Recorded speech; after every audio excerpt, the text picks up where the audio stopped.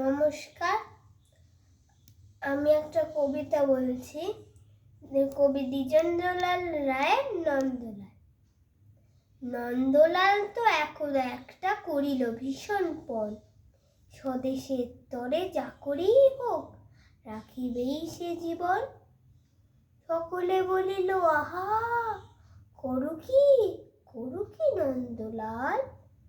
নন্দ বলিল বসিয়া বসিয়া রহিব কি চিরকাল।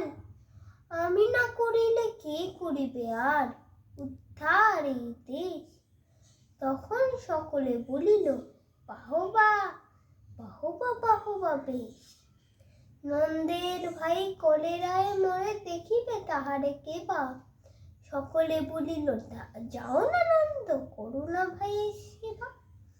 নন্দ বলিল ভাইয়ের জন্য জীবনটা যদি দিই, না হয় দিলাম, কিন্তু অবাগা দেশের হইবে কি। বাঁচাটা আমার অতি দরকার, ভেবে দেখি চারিদিক।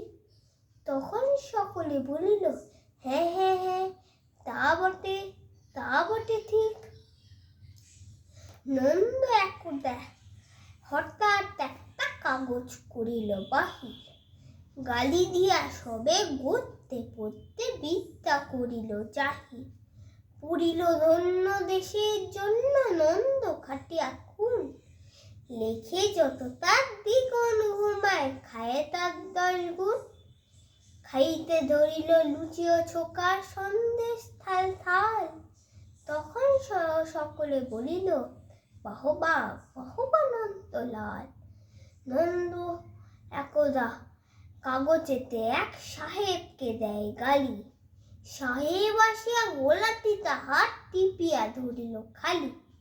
নন্দ বলিল আহা হা হা, করো কি ছাড়ো না ছাই, কি হবে দেশের গলা টিপুনিতে আমি যদি মারা যাই।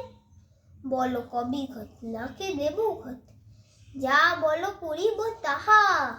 তখন সকলে বলিল বাহবা বাহবা বাহবা বাহা। নন্দ বাড়ি রতনাবাহিন, কোথা কি ঘটে কে জানে।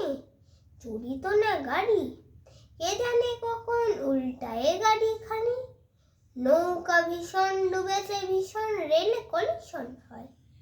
হাঁটিতে সর্প কুকুর আর গাড়ি চাপা পড়া ভয়। তাই শুয়ে শুয়ে কষ্টে বাঁচিয়া রহিল নন্দলাল। সকলে বলিল ভেলা রে নন্দ, বেঁচে থাক চিরকাল। ধন্যবাদ।